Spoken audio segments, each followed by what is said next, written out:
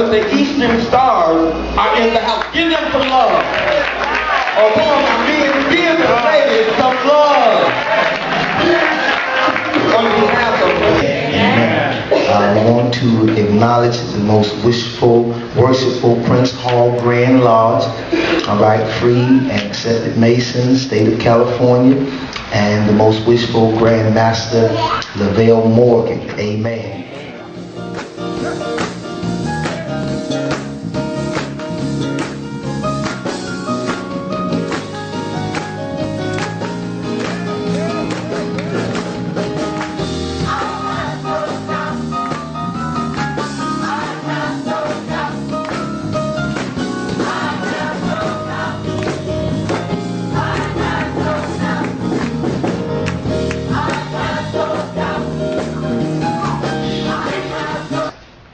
Prince Hall, and what he stands for and what we stand for.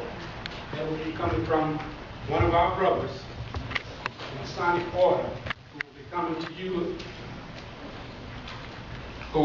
to you, bringing you the Prince Hall story. After that, we will hear from our Grand Master, Brother James Grantham.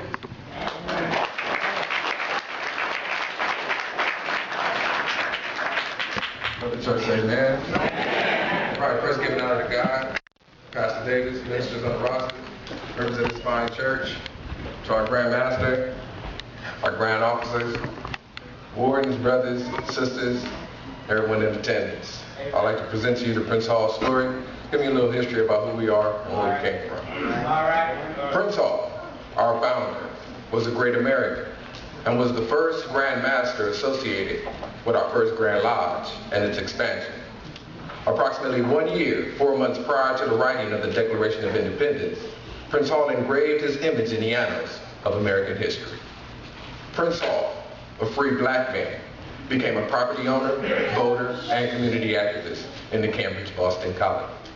His story has not been told and recorded in history and textbooks, despite the fact that he was a civil rights activist who actually lived and made a significant contribution to the growth and development of this nation. Although little is known about the circumstances of his birth, his conditions of servitude, or his occupation, we do know that because of Prince Hall's dedication to improve the quality of life for his people, accompanied by a desire to become a Freemason, he and 14 other men of color received the 3 degrees in Freemasonry after being initiated into the fraternity on March 6, 1775 in an Irish military lodge attached to the 38th foot of the British Army. This event made Prince Hall the first of his race in North America to enter into the oldest and most prestigious fraternity in history. Historical records reflect that the others were Cyrus Johnston, Brewston Slinger, Prince Reese, John Canton, Peter Freeman, Benjamin Tyler, Duck Ruform, Thomas Sanderson, Prince Raymond, Cato Spain, Boston Smith, Peter Best, Fortune Howard, and Richard Tibbet. Around April 14, 1776, the military regiment to which Hall's lodge was attached received orders to relocate to the New York colony, leaving Prince Hall and his Negro brethren, all civilian, without a lodge. Prior to his leaving, however, the worshipful master, Sergeant John Batt, issued to Prince Hall and his brethren a permit to walk on St. John's. As a result, African Lodge No. 1, Ancient Accepted York Masons, was formed, with Prince Hall elected worshipful master.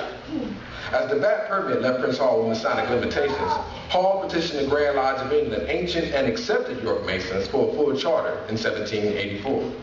On March 2, 1784, Prince Hall wrote a letter to William Moody, worshipful master of Brotherly Love Lodge No. 55 in London, England, stating that African Lodge had been in operation for 8 years and only had a permit to walk on St. John's Day and to bury their dead in manner and form. He thought it best to send to the fountain from whence he had received life for a warrant. This warrant, or charter, was prepared that same year, but was held up when the fees sent by Prince Hall never arrived. After several years had passed, Hall decided to entrust another fee to Captain James Scott of Boston, brother-in-law of Governor John Hancock of Massachusetts, a signer of the Declaration of Independence. Captain Scott delivered the letter and monies and received the charter warrant, to which he duly delivered to Prince Hall in Boston in September of 1787, about the time of the writing of the U.S. Constitution.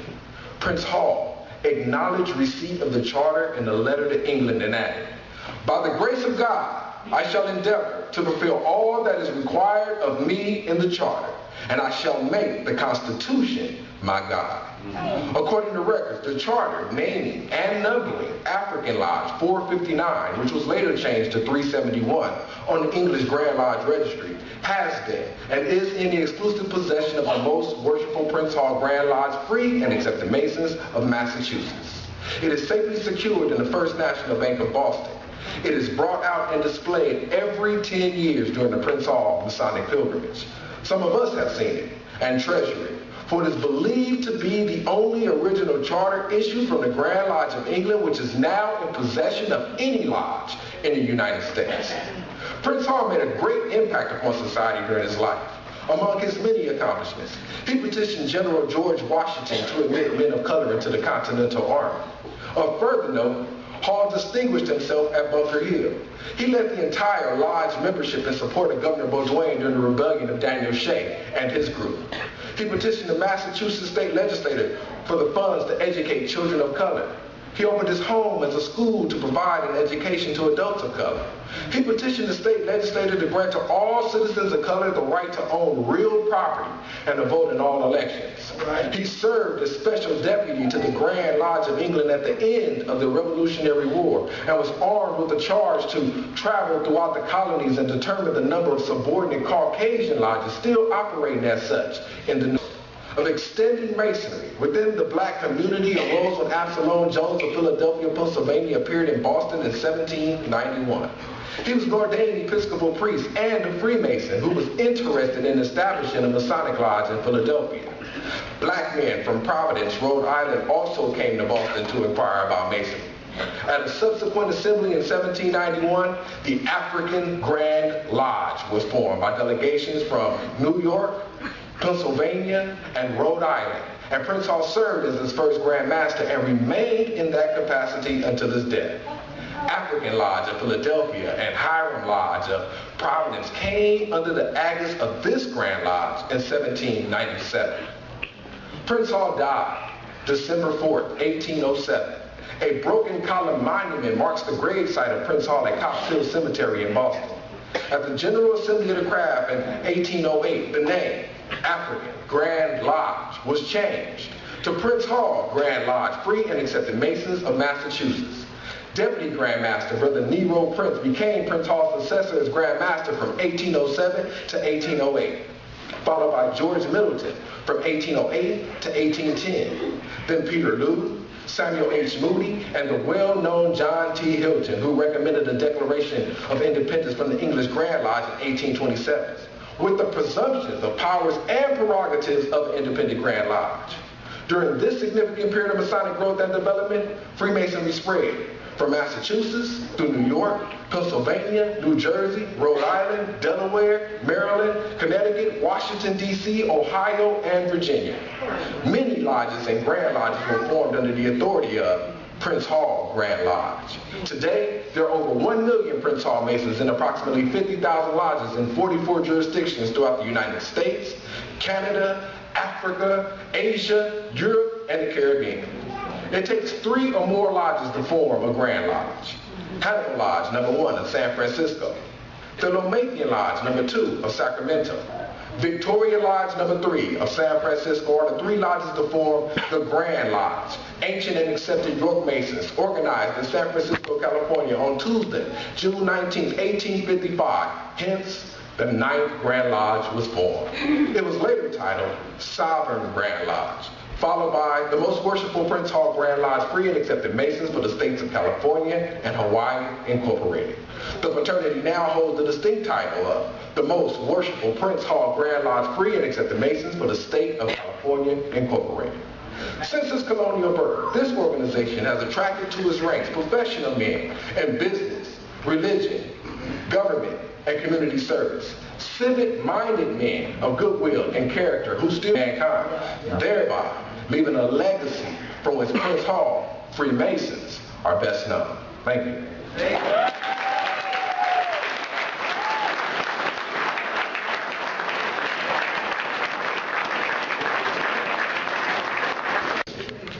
Good morning. It is still morning.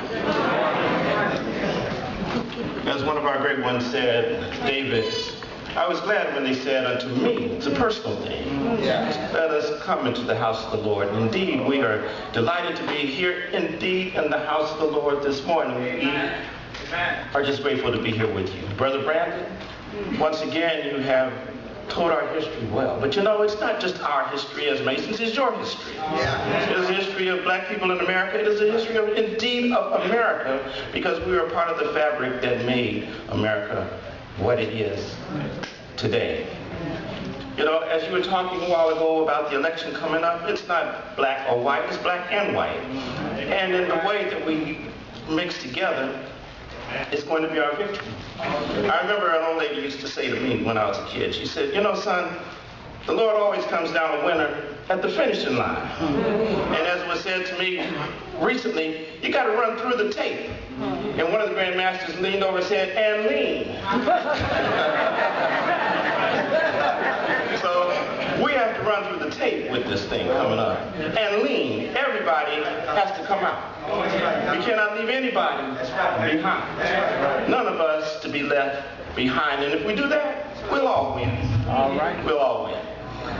At this time, I would like for you to rise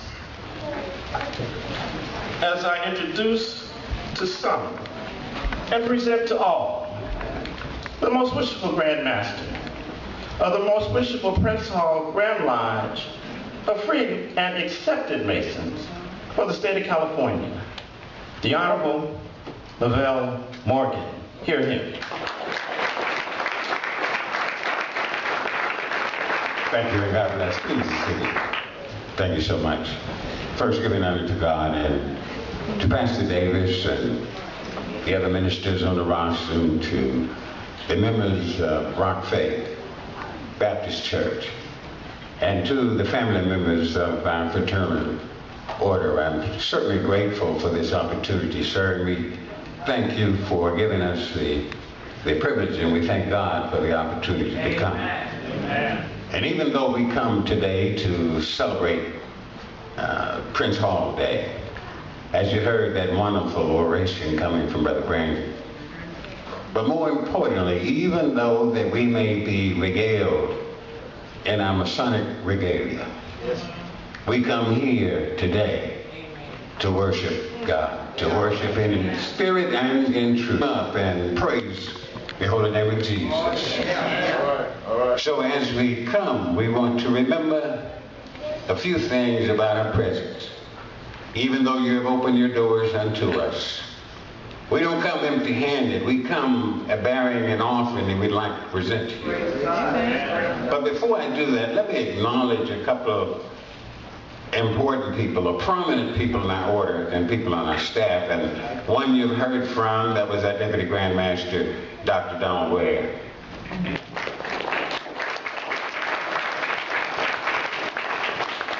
We also have our Senior Grand Warden, Brother Samuel King.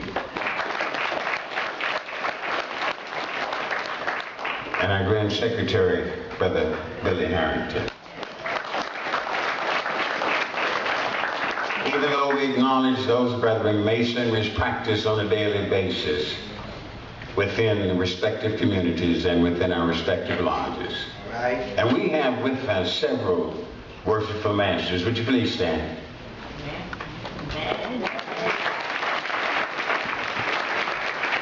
We thank you, sir. Those are the brethren that oversee our practices on a daily basis. And then we have our darling sisters that are with us today. Amen. From the Golden State Grand Chapter, Order of the Eastern Star Prince Hall Rite of Adoption, State of California. Would you please stand? We have a couple of prominent people within the audience today. I'm not going to try to give all of those names, but I certainly know who they are. And we thank you for being present with us. I know we have our grand conductors. We have our grand lecturer. I believe we still have them of our Grand Board of Trustees. No longer there? That's all right. You were a faithful servant during your time. Thank you. But as I said before, we would like to present to you a token of appreciation, not just for opening up the doors to us, but allowing us to worship with you. See, part of our mission statement said that our measure is given. And then I stand on the principle of Luke 6:38 that said, give and it shall be given unto you. Good measure, pressed down, shake it together, running over. And sir, I'd like to present this to you. These line sisters.